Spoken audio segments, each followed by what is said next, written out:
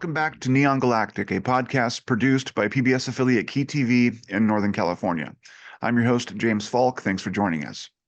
Before we start, remember to give this podcast a follow and help make sure we can keep these conversations going. Anyone who has watched this channel over the past months knows we're doing something special here.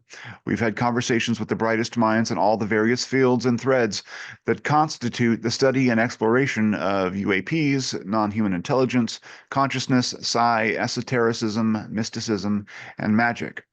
I read the books, we have a deep dialogue, I learn, and we learn together. At this point, I couldn't stop if I wanted to. Today's guest fits precisely within the pattern we've established. Birdie Jaworski is an author, experiencer, expert remote viewer, and UAP disclosure activist. Her book, Intentions, the Intergalactic Bathroom Enlightenment Guide, is a poetic and exquisitely human story of alien encounters, downloaded wisdom, coming of age, and pursuing grace in the face of difficult circumstances and suffering. Her prose is deeply lyrical, hilarious, and visionary. Her broader work includes early renown as a remote viewer, then a hiatus from that field brought on by former military figures and others intent on dominating outsiders within that field. She's been a lifelong student of ufology and has written about the difficult but somehow romantic days of analog research, stale coffee, and conference room presentations by fellow travelers and off-color cognoscenti. They were few, but committed to research that demanded passion, community, intelligence, and discernment, and it was dangerous work. The list of those who lost their reputations, minds, and even lives is longer than most realize. Jaworski, thankfully, has survived and thrived. She has since formed a vibrant research community in Albuquerque, New Mexico, and is now working with Danny Sheehan and the New Paradigm Institute, who we've had on the show, to advocate disclosure and also share her many brilliant insights into the promise and process of remote viewing. And there are real signs that her life's work may finally be paying off as we all nervously watch Washington, D.C. and the developments there. It's a privilege and pleasure to have her on. Welcome to the show, Birdie. Thanks, James. I'm very excited to be here and have a wonderful conversation with you. Well, thank you. I'll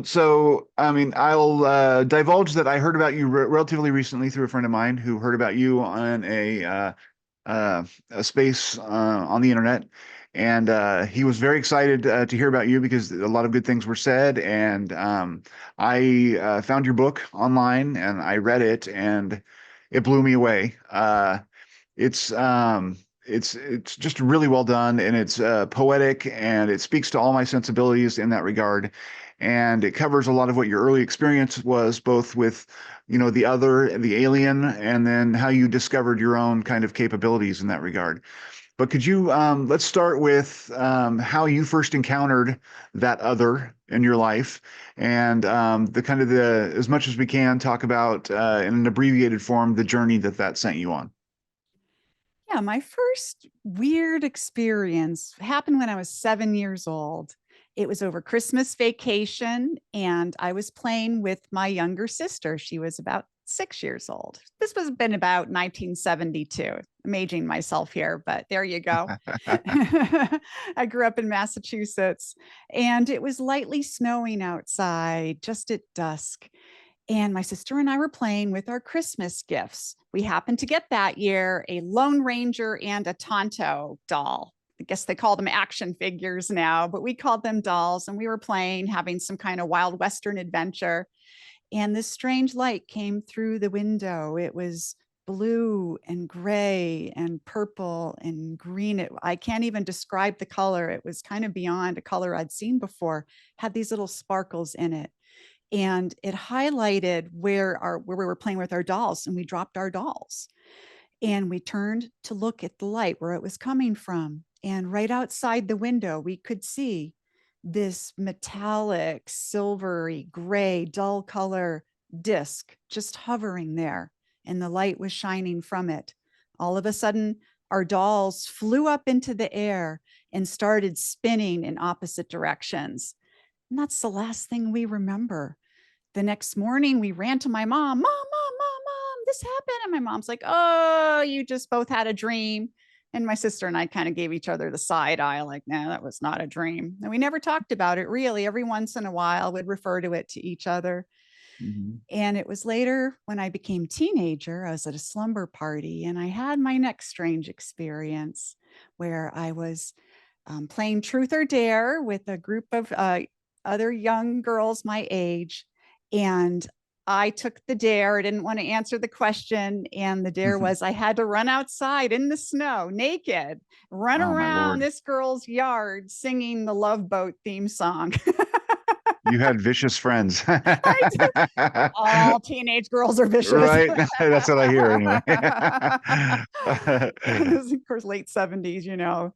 So I Yeah. was running, singing the Love Boat theme song. And as I'm running around the corner, crunching through the snow, there were little pine cones everywhere on top of the snow in this enormous diamond shape orange object silently started floating from behind the pine trees and overhead. It was so huge. When people say that they see a football field sized UFO, this was a football field sized UFO, and like two diamond shapes connected in the middle. And it just started floating gently over me. And the last thing I remember was that I could pick up one of those pine cones and chuck it at it, and it would hit the That was that craft. close. It Yeah, was yeah. that close. And that's the last thing I remember there. But in the morning, we're all sitting around the breakfast table. My friend's parents were making us pancakes, and all of us had really red faces. We looked like we were sunburned. And we didn't know why. We didn't remember anything about that night until high school graduation, when everyone's drinking too much at a party. And my best friend who had been at that party was throwing up in the bush, and I was holding her hair back. And there was something about the light through the trees that night. It just brought that memory back. And I said, "Oh my God, do you remember that slumber party?" And she just immediately, sobered right up and said, "The UFO." And we gathered, there were a couple other girls at that party that had been there that night, and we talked about it the rest of the night. And after that, I had some years without any kind of strange encounters until I got involved with remote viewing. Yeah. And Were you, I mean, had you connected that with the broader UFO phenomenon when you had these experiences? Were you like, oh, that's what I've seen on, Spock's TV show or whatever? I mean, like, were you connecting it that way? well, when I was 7, I didn't even know what a Well, of UFO course. was Yeah, and yeah, had yeah, no yeah. no basis to even understand it. But when I oh, got it to be around 10 or 12, started walking to the public library, and I saw a book there on UFOs, had a big flying saucer on the cover. And it was like a book for kids, all about Yeah. UFOs. And it had some of the famous photos in there from that time. And I checked that out right away. And I showed it to my sister. I'm like, "That's what we saw. That's what we saw." And I became kind of obsessed with it. So I kind of read everything that I could find and continued to do so, and wanted to learn about it, watched In Search Of with Spock on TV and all of those crazy shows that were on at the time. Loved Doctor Who and Star Trek. I became enamored with science fiction. And it became kind of my secret life. I didn't really talk to anyone about it, but I read absolutely everything that I could. When Whitley Strieber's book Communion came out, oh Yeah. man, I was one of the first people to buy that book and started reading it and wondering if those experiences I had as a child, if those were alien abduction. I didn't know. Yeah. Didn't have abduction memories. Now, with the discovery of the remote viewing, I mean, how did that come about? And what did that initial discovery feel like? And did it resonate with your earlier experiences? In 1995, the government declassified the Stargate program. And once they did, all of these military soldiers that had been trained to be psychic spies by the government were doing the circuit. They were on all of the TV shows, primetime, Sunday morning shows. Everyone was interviewing them. And I caught some of those interviews. One in particular stood out to me. It was with Major Ed Dames, and he was staring right into my soul from the television saying, "Anyone can learn to remote view, anyone." And I thought, anyone? I'm going to learn this. And I became absolutely obsessed. And as luck would have it, and I don't believe in coincidences, Me either. We were living in Atlanta, Georgia at the time, and I was pregnant with my youngest child.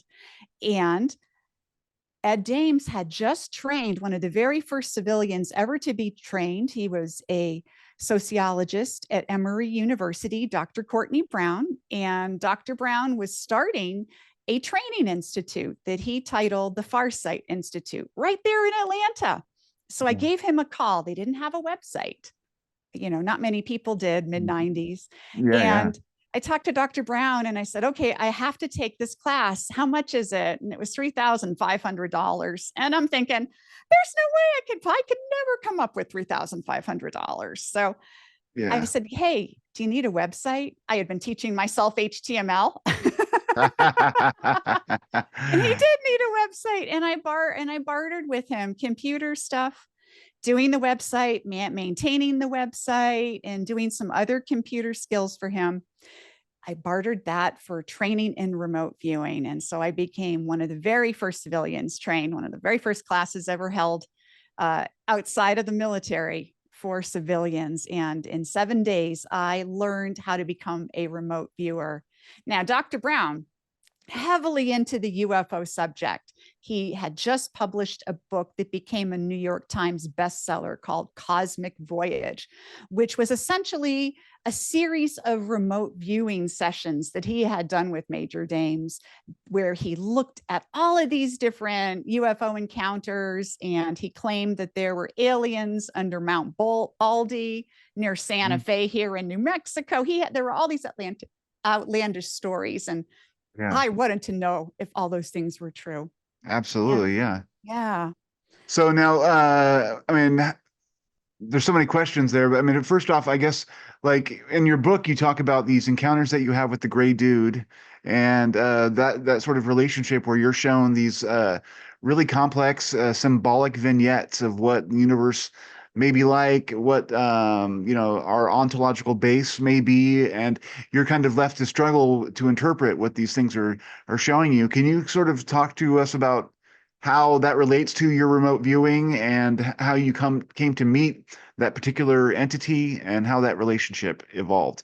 Because it's fascinating and it's beautifully written, and there's a lot of really compelling stuff about who and what we are in this universe and the nature of things here. I mean, that there is that it's beautiful and intricate and all of these things, but there's also kind of a fundamental flaw also, which I think is really compelling. But anyway, if you could talk a little bit about that. Yeah. So my remote viewing life became intertwined with a lot of mystery and strangeness. A lot of people who become remote viewers find that their life becomes kind of not their own in many different ways. They start having different kinds of experiences. They simply know things day to day. And this started happening with me. I was working at Farsight. By then, I had become the vice president. I was training hundreds of people going through the institute and working on my own remote viewing skills.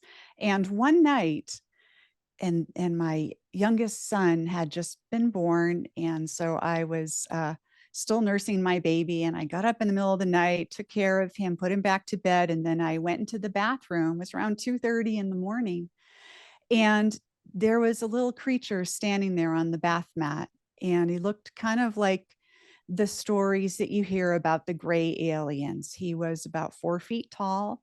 He was this grayish, greenish, bluish color, almost reminiscent of that light I saw at 7 years old. And he had the big almond shaped eyes. He had 4 fingers on each hand, and he was just standing there.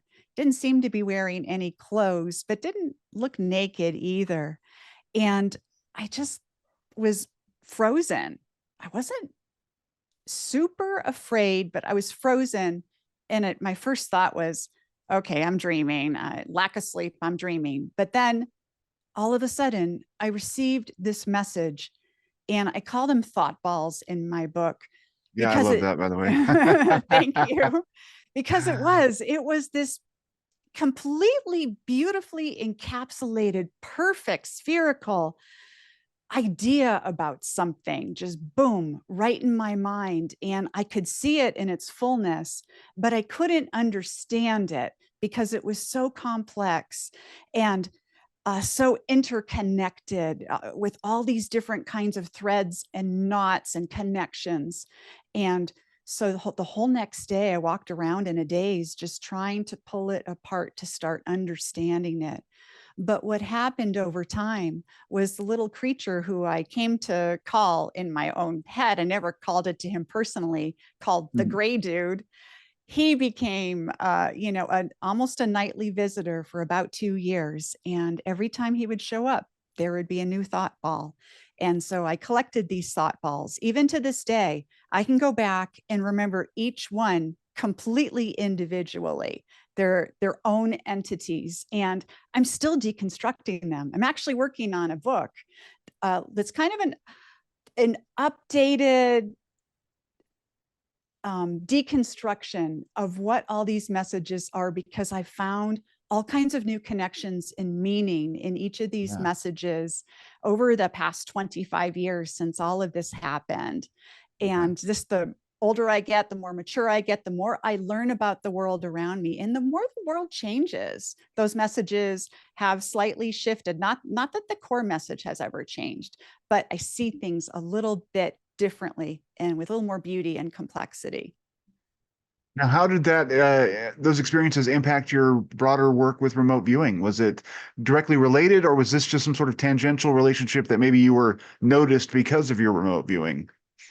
I think it's all connected. I think I was Okay. noticed as a child for whatever reason, and I don't know that it's the same creatures, beings, people. I tend to call them people in my own mind, these same people from another place. Yeah. It seems to me like it probably is related to what happened when I was younger, that they say that these kinds of experiences do happen in families, and that there may be a genetic component, and that people who do have these experiences, Dr. Gary Nolan has talked about this, you have an encounter, all of a sudden you're more open to psychic experiences, the ability to remote view. And so there might be some kind of changes that are happening in your brain or in other parts of your body, in your genetic code, that Yeah. allows these things to be possible. Now, I believe everyone can remote view. I've trained thousands of people across the world and never had a psychic brick among them. Every person can learn this. No, But but I it's do it. think it's Go ahead. related. I do think that it's related in some way. And I think that it's part of my mission now. Now that I've come back in public over the past few months, and it's been a really beautiful reception. I wasn't sure what to expect, but I believe my mission now is to integrate those two parts of myself, that interest in what lays beyond us and that interest in my own abilities as just a human being, part of our human family on this planet. And I'm super excited about connecting those and exploring. Yeah, and I think that that's a beautiful synthesis that it's going to be neat to watch, and especially if you write another book, I'll happily follow that journey as much as I can. Um, you mentioned first off that this, the experience with the other often runs in families. Have you noticed that with your family, was there any experiences from your parents, and have your children had any encounters that you feel free to talk about?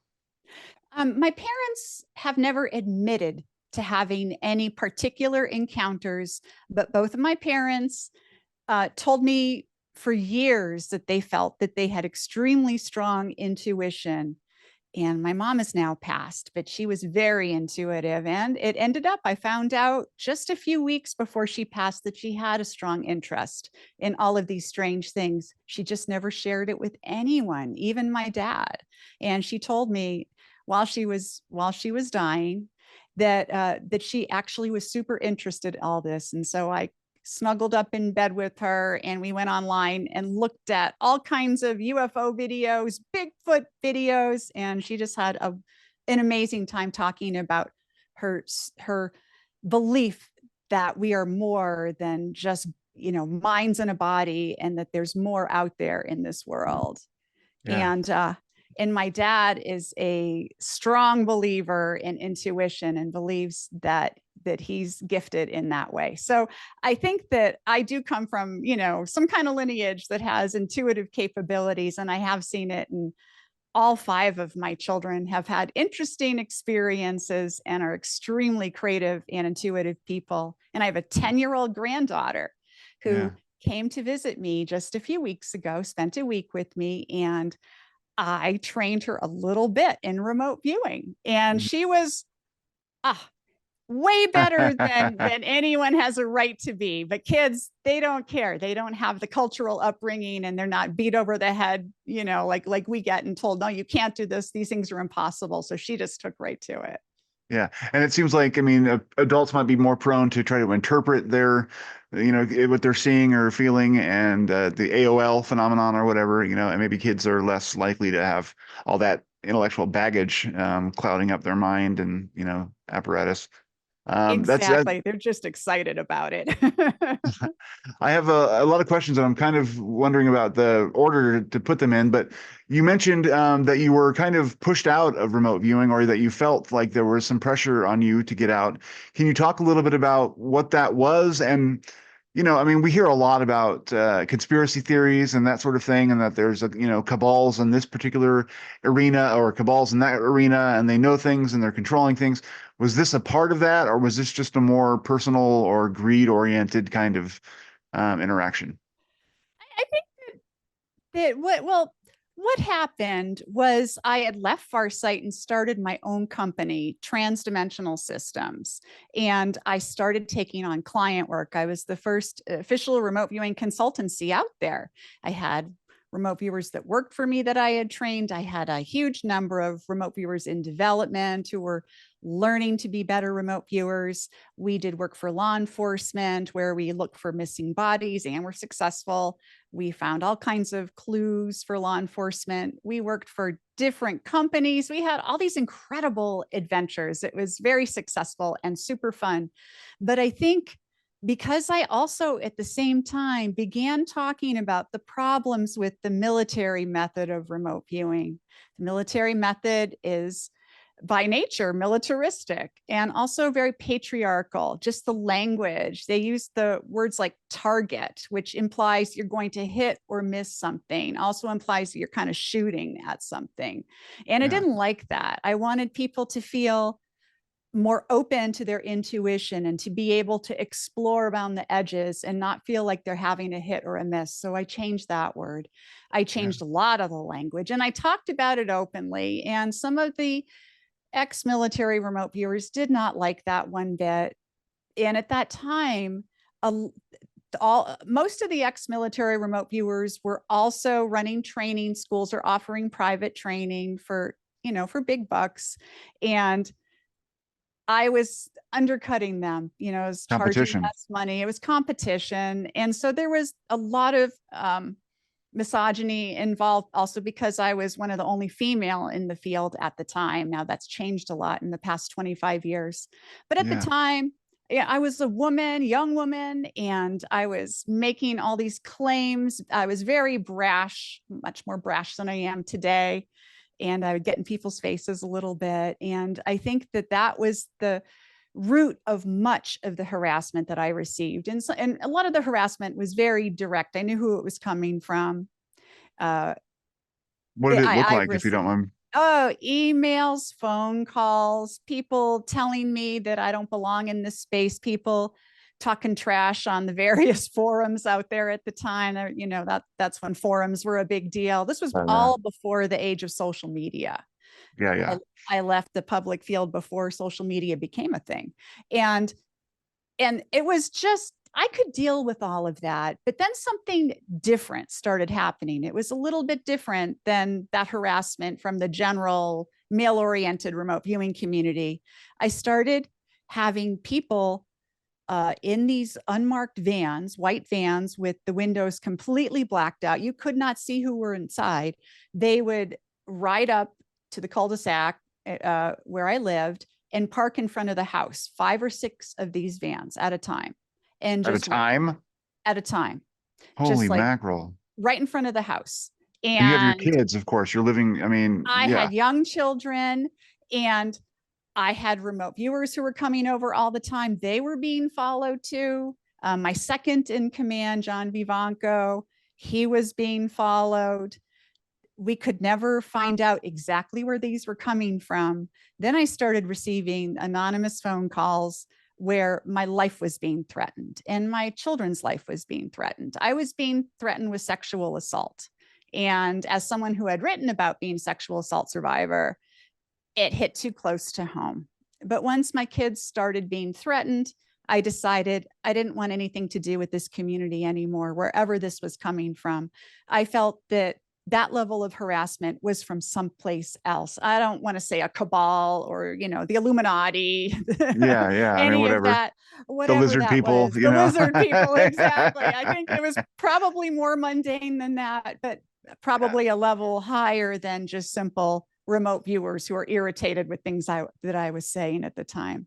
So Yeah, I but I mean, left. having 5 Yeah. vans in front of your house requires some level of organization and cash to make all that Yes, happen. So it's like, who would? for weeks, 24/7, for weeks. Wow. We're Yeah, talking a huge operation. It was insane. And I decided I didn't want to put myself through that anymore. I could remote view whether or not I was teaching or doing client work or interacting with people. And I was terrified, to be quite honest. So yeah, I I would be too.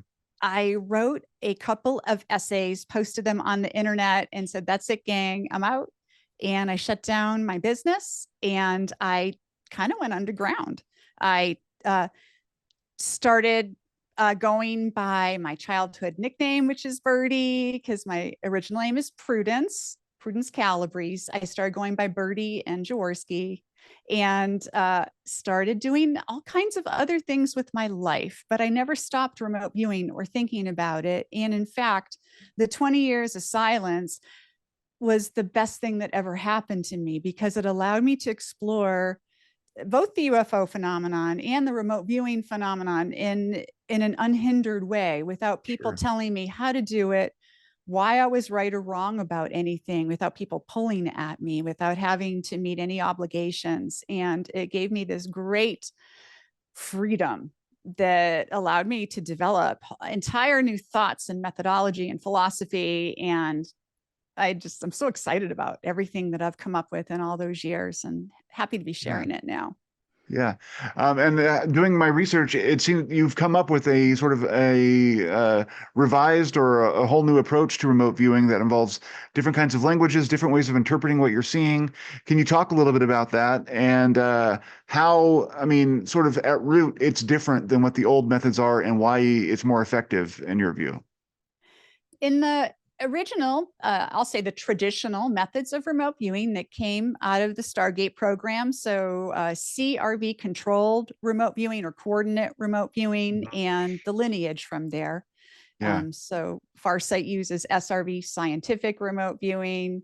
Ed Dames taught TRV, technical remote viewing. And there's a number of these. I mean, everyone had their XRV and they were Yeah. all honest to goodness, the same thing. They would change Yeah. a little bit of the language. They would change a little bit of the order of things, but it's exactly the same process. And this is how the process works. So if I were to say to you in this fast, in a split second, I want you to draw water that fast. I don't even have to look at what you have drawn. You've drawn a wavy line. We have Yeah. this internal language.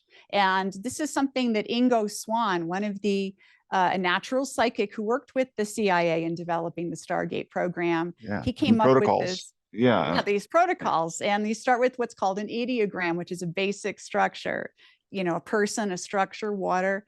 And so you're given a random set of numbers that's assigned to the target that they Mhm. want you to remote view. You write the numbers and boom, let your hand essentially do automatic writing and you draw one of these little doodles.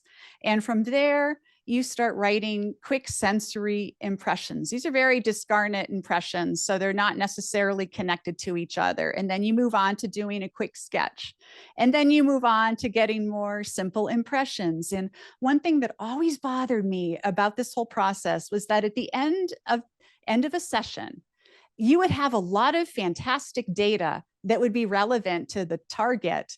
However, you didn't have a cohesive narrative. You didn't know what you were looking at. In fact, you were trained not to try to figure out what you're looking at. And I wanted to flip that around. And so it took me a long time to figure out how to work with this, but I decided that it would be better to start making connections between those different pieces of data. And I've come up with a methodology that I call mapping, in which the remote viewer uses huge pieces of paper and lots of colored crayons and pencils and markers, and you start pulling in more of your body language into this and start connecting all the pieces. And what I'm finding now in training people today is that in 5 days, these remote viewers are at levels way beyond people who have been doing the traditional methodologies for several years.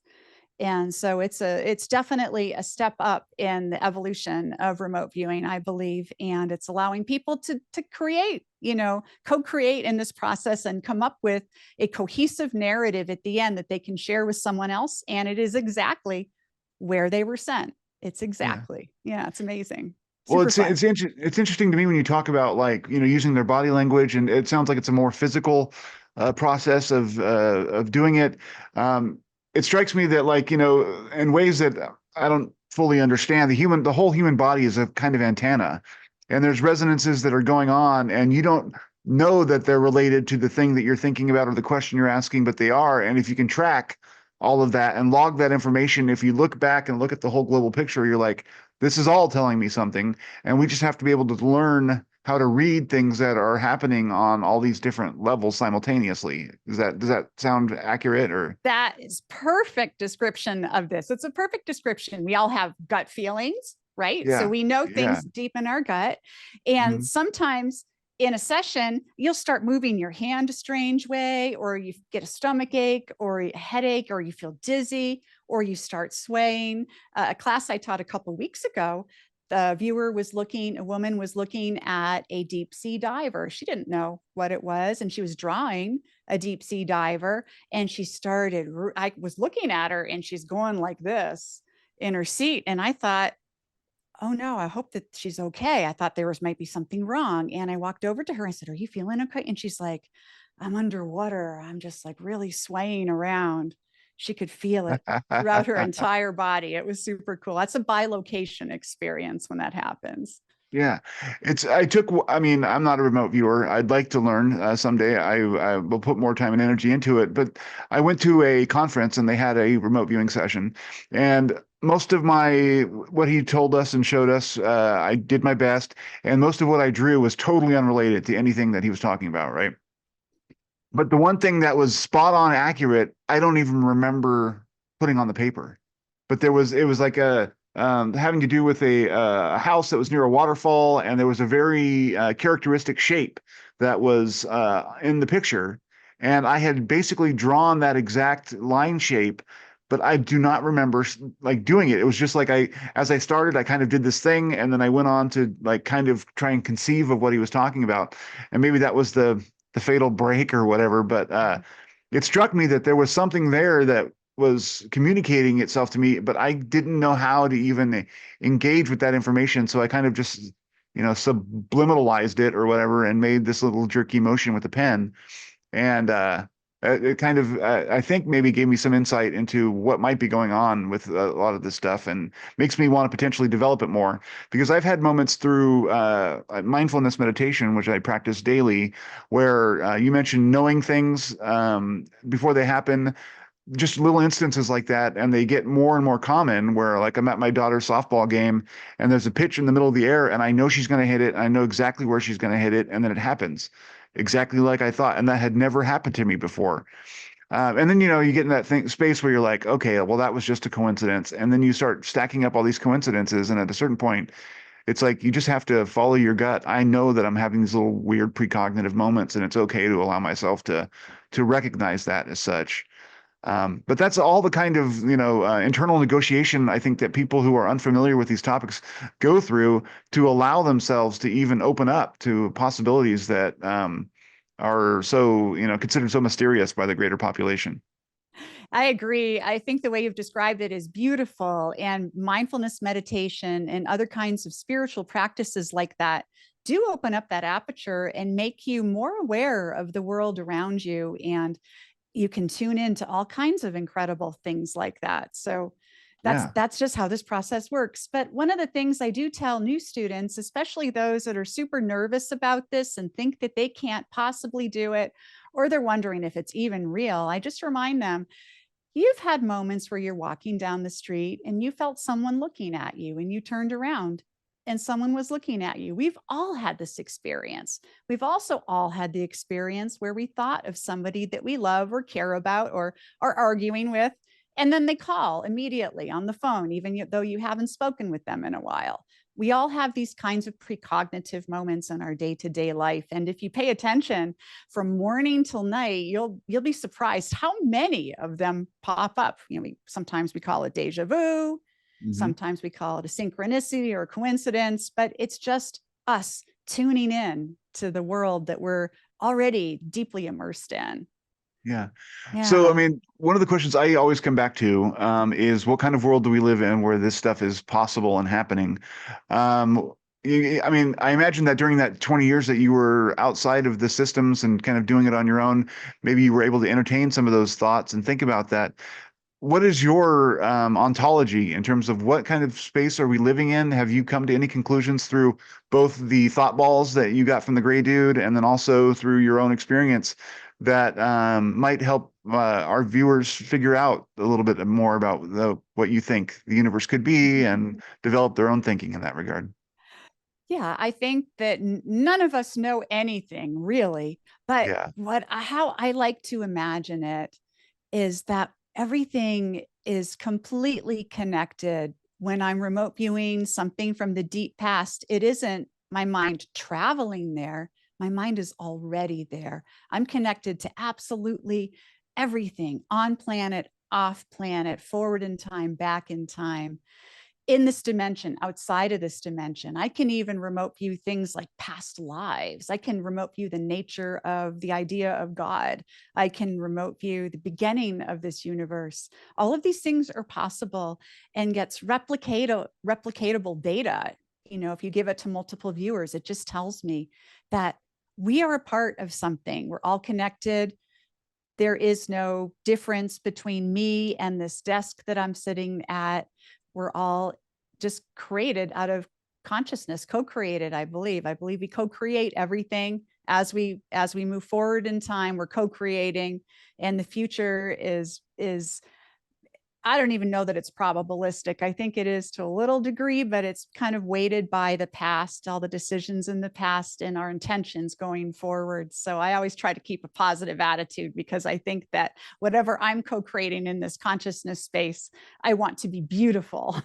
Yeah, absolutely. And I think that that's important. And that says a lot about the problems that we're currently facing today and with social media and everything else, that the things that we focus on and attract to us begin to shape the world and universe we live in. And collectively, that can get catastrophic when everyone's obsessed with things that are, not positive.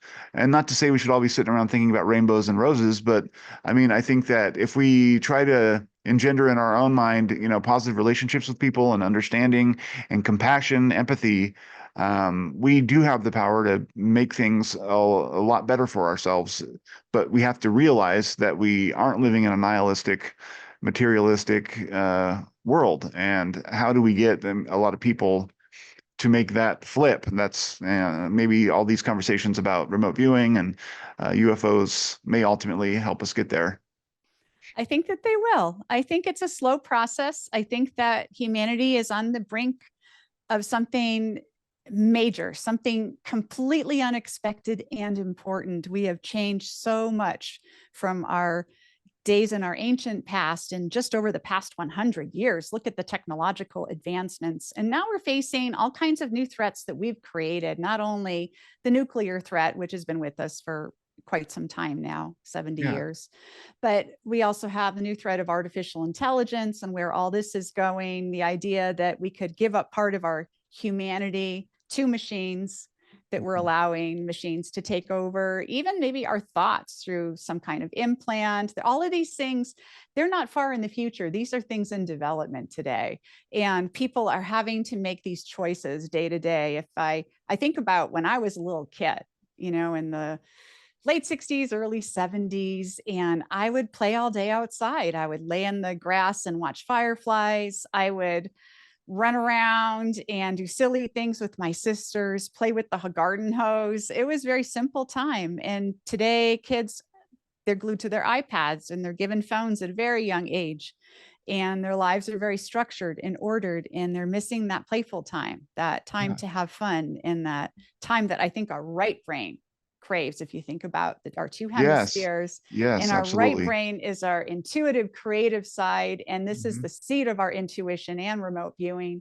Our left brain's our controlling side that wants to completely understand everything and make decisions about things and attach labels to things. And I think that kids today, they're losing something essential by everything that's happening. And of course, we grown-ups are doing the same thing, and I'm guilty of it as much as anybody. I'm on social media. Yeah, how do you check if you want to do anything? How do you check out of that system? You really can't. I mean, not It if you is want to stay so informed. hard. Yeah, if you want to stay informed, you have to be hooked in. And I try to balance it by taking time outside every day, every weekend, going for a nice long hike or a long run, spending time. I'm a beekeeper. I have beehives in my backyard. I spend a lot of time with my bees in my garden. I have a dog and a parrot. And so I think that the more time that you spend in cultivating your own life on this beautiful earth, I think overall, the healthier and happier you're going to be, and the easier time you're going to have integrating that psychic self that expresses itself in all these interesting ways, especially going forward. Looks like we may be coming up to official disclosure at some point. Finally. Yeah, and that's where I want to go next. But real quick, you mentioned that you feel like we're coming up to something. One of the conversations that's been online recently is there's been a lot of predictions about 26 and 27 that there's going to be some inevitable thing that seems to be happening. And as a remote viewer, have you done any remote viewing about the future, and what kind of intimations have you received that may shed some light on anything about humanity's development? I have looked at the future extensively. Back at Transdimensional Systems, we did a huge project. We were looking at when official UFO disclosure would happen. Now, this was over 25 years ago now, long time ago. And back then, we were getting the idea that it was going to be, we thought, oh my gosh, that's so far in the future. We were saying 30 years in the future, and which is, about where we're at. That's literally what we were saying. And we also got the idea that, and this is, I don't know, I'm talking several hundred remote viewing sessions on this. So not just one or two and cherry picking the data. This is consistent data over a few hundred of these remote viewing sessions, each of which lasts around an hour or more. And we got the idea that disclosure would happen because it had to happen. There was something that was going to force it. And this whole idea, we started looking at, well, what's forcing it? What's going to force disclosure 30 years in the future? And we all got what we came to call the big event. And I'm starting to look at it again today with these new viewers I have in development. And the big event is a big UFO event, open contact. Something we felt that 25 years ago, that in around 30 years, something big was coming down the pipeline. And it was and the powers that be, whoever makes these decisions, for disclosure out in the deep state, the government, the cabal, whoever's making these actual decisions. And it's a real coin toss as to who that is. But those people, they know this. And that's why the disclosure process has begun and accelerated the way it has. And I think now it's really interesting to see what we looked at 25 and talked about publicly 25 years ago. Now other people are saying the same thing. We have even Lou Elizondo said this just the other day on a podcast when asked about it.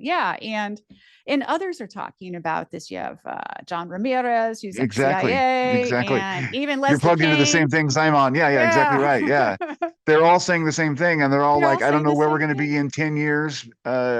It's this big thing that's hanging over us, and trying to get a sense of what it might be. Then there was a rumor recently that the James Webb James Webb Telescope Telescope. may have seen something, and that it may be headed our way. And then you start thinking about the journey that we've all been on collectively over the past few years, and if that sort of realizes itself in terms of, eventually materializes in that vein, all of these things start to look deliberate, like the steps that we think are, this person coming out and he's being challenged and called a nut bag and everything else, that it's like maybe they're all in some manner, even I guess unconsciously, coordinated, because we need to get to a place where this information needs to come out, and they can't, there's no graceful way to do it. And so this is how they're getting us there. That's exactly what I think is happening. And that's just based on what we talked about publicly 25 years ago. We talked about it openly, and we had a lot of laughs too, because, it was just fun. Yeah. And on the interim years, I just kept wondering about all that. And then once this started happening in 2017 with the New York Times article, Above the Fold, Yeah. and Lou Elizondo started making the podcast rounds. He was on 2-3 podcasts a day, and he went on every single UFO podcast out there, even if they only had 5 subscribers. He was like right front and center telling. It was his way, I think, of getting the UFO community on board for this greater disclosure effort, so that everyone was on the same page. Yeah. And here we are today, and it's incredible. Now we've got congressional meetings. It just announced another one that's upcoming In November. Yeah. And it's just really fascinating to be a part of this disclosure process. I'm kind of heavily involved with the New Paradigm Institute, which is Yeah. Danny Sheehan's Danny group. Sheehan, we've had him on the show, and I mean, the amount of work that guy's done in this regard, and of course everything else he's done. He's an American hero, a living piece of American history, and he's gracious and has class. And I can't say enough nice things about Danny Sheehan, in my opinion. But can you talk about what your role is within that organization? And I mean, I know that you started ABQ UFOs, is that right, in That's Albuquerque? right. Which is a very active organization and has done a lot of stuff. So tell us how you've been active in the ufological field in particular, and what you're doing now with New Paradigm. So a year ago, just almost exactly a year ago, just a little bit over, I was thinking, okay, I would like to meet some friends and have some actual interesting conversations with people in my real life, not just over social media, about the UFO phenomenon, because things seem to be ramping up. I want to meet my local tribe. So Yeah. I started at first a group on Meetup, and had my first meetup at a coffee shop, and we had about a dozen people show up, and it snowballed from there. Now we have thousands of members. We're the largest and most active UFO group in the whole country. And we are doing all kinds of events, online events, in-person events. We have monthly social gatherings. We just had a big old picnic where we took over a whole city park. And it's been super fun, super exciting. And it's actually why I got back into public remote viewing, because of all of the work with the UFO group. Somebody saw me on a podcast and said, "Oh my God, that's her." And Yeah. Wow. my super secret spy identity was revealed. And so here I am now talking about remote viewing as well, and getting back involved publicly in that. But one thing that I did get involved with is Danny Sheehan's New Paradigm Institute. They have an initiative called Citizens for Disclosure. It's very exciting. They're trying to get grassroots support to put some pressure and influence on Congress to help push disclosure forward. And so they're trying to get individuals to set up their own UFO groups, much like my UFO group, in different states around the country, and then in different countries around the world. And already now, these groups have now formed just over the past few months in 43 different states and in multiple other countries across the world. And we're having a huge, fun, exciting thing. It's a joint production, so to speak, with New Paradigm Institute and my UFO group, ABQ UFOs. We're calling it Global Disclosure Day, and it is on October 20th. And we have a number of really exciting speakers: Lou Elizondo, Russ Coulthart, of course, Danny Sheehan, Steve Bassett, a number of others, and I'll be speaking as well. It's going to be free. Fantastic. Yeah, it's going to be live on Zoom, live on YouTube, and live on X/Twitter on Twitter Space. And Okay.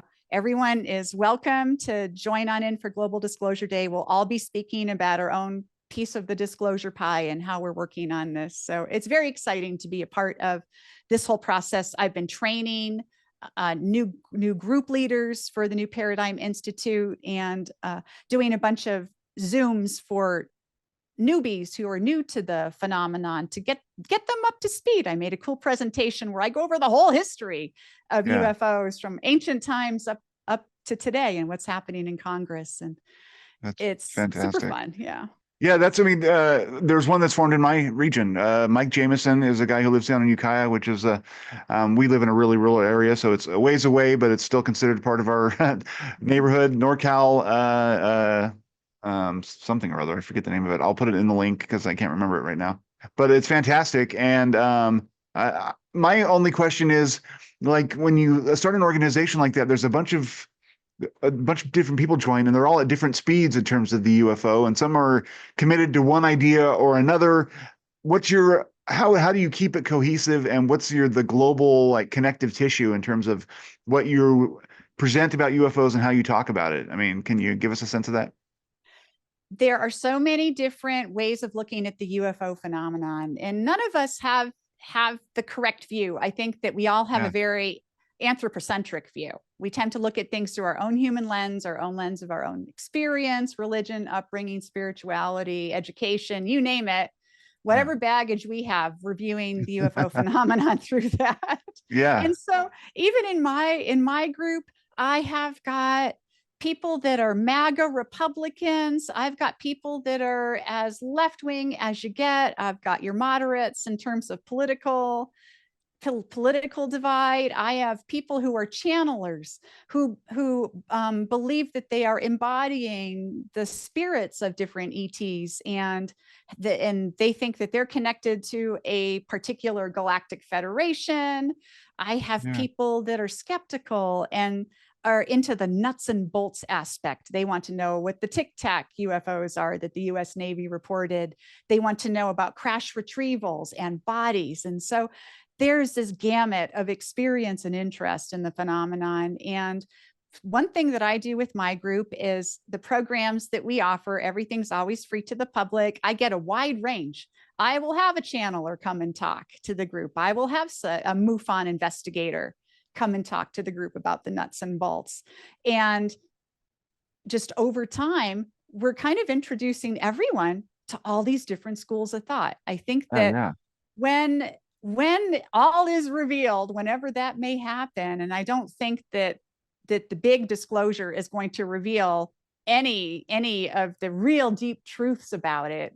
yeah. It's mainly going to be kind of a, okay, yeah, we're not alone, and then we'll have to figure it out from there. Yeah, But because I think that they don't know, and also they're going to want to control it. I mean, so yeah, absolutely. That's right. That's why they've got the whole national security narrative going, because they want to keep a lot of those goodies in the hands of the Defense Department and in their contractors, because there's money involved there. There's weaponry Yeah, involved there. And we have to think about our adversaries, they're always saying. And those are valid points. Those are valid points. I get it. But yeah. I am looking forward to the day when we know everything that we possibly can. And I think when that day happens, and I hope I'm alive to see it, that I think a lot of these different, uh, seemingly incongruous positions on the phenomenon, I think they're going to all integrate pretty well. And we're going to understand things more than we do today in terms of what's our relationship to the phenomenon? Why has it been here for so long, for as long as humanity has been here? Why is it interested in us? Why hasn't it hurt us so far? Is it going to hurt us at some point? There's a lot of interesting questions. Why are they interested in our weaponry and our nuclear capabilities? Why are they giving messages about our destruction of the planet? And I just can't wait for a bigger reveal. Yeah, exactly. To finally get some answers to these questions that, I Yeah. mean, if you're into the topic, you sit with constantly and ruminate over. One of the things that you mentioned, I mean, getting a more of a sense of who they are and maybe who they are to us. There's been a lot of talk in various circles, from Whitley Strieber and Jeff Kripal to others, that there's a relationship between the alien and death, or what we consider our souls. Do you have any thoughts in that regard? And if you do, where do you get your information or thinking from? I base a lot of my more esoteric ideas, I think, on my own remote viewing and remote viewing of people that I am comfortable with, people whose work I know, and or mainly people I've trained, so I know what Yeah, they're yeah. doing. So you know what they're doing, and you can, yeah, Exactly, and I know how to evaluate the work. And I I think that a lot of the beings that people encounter are spiritual beings, much like we are. I believe that we are spiritual beings. You know, we've got a body and we have an ability to experience things outside of our body. So, and I think that we go on after this life, and that we have other adventures, and that we had other adventures before this life. And I think that other beings are likely in that same kind of position. So there could be some relationship. But I don't think that, I know that some remote viewers have talked about how the Earth is a prison planet. We're kind of imprisoned here. There are soul traps and all this kind of stuff. And I don't see that. When I look at uh, when a person crosses over, I've looked at many different death scenes through remote viewing, and I see it much like a near-death experience. That beautiful light, someone growing and changing and becoming the being, the essential elemental that they always were and didn't remember in their body. And there's always this idea that there's a shedding of the harshness of the reality of life on earth, and a remembering. That remembering is so strong. And every time I've looked at this, I think it's beautiful process. I yeah. don't think that that ETs are necessarily involved in that process, but they might be on the other side hanging out, just like we get to hang out at some point. So I mean, you have an inclusive view where there's the spiritual, or I guess transdimensional beings, and then there's also spacefaring. Is that fair to say? You think that there are beings coming from elsewhere within our physical universe? Absolutely. I believe we have been Okay. visited by extraterrestrial beings, meaning from other star systems, other planets, maybe even other galaxies. I think that's possible. Yeah. And I also think that we have had encounters with some kind of life that exists in a different kind of way. And you know, there are no great definitions for interdimensional or crypto-terrestrial or ultra-terrestrial. There's all of these words being thrown about, and people Sure. seem to Nobody knows what any of no, them yeah, mean. there's not, nothing's been truly codified. It's just Yeah. it's all ideas, you know, and we're still figuring out uh, what all these things mean. But until the whole phenomenon's been dropped into the lap of the scientific community and they can start looking at all of the evidence, until we even see all the evidence that's out there, we're just dealing with bits and pieces and a lot of personal stories Yeah. as just regular civilians here. We see the blurry cell phone footage. We hear people's interesting stories of encounters. I can't even tell you how many people that have had encounters and sightings. And you're just kind of left with this idea that this is a mysterious and beautiful phenomenon that seems to not really care about who you are in particular. A lot of people seem to be in the right place at the right time, or the wrong place at the wrong time, depending on their point of view.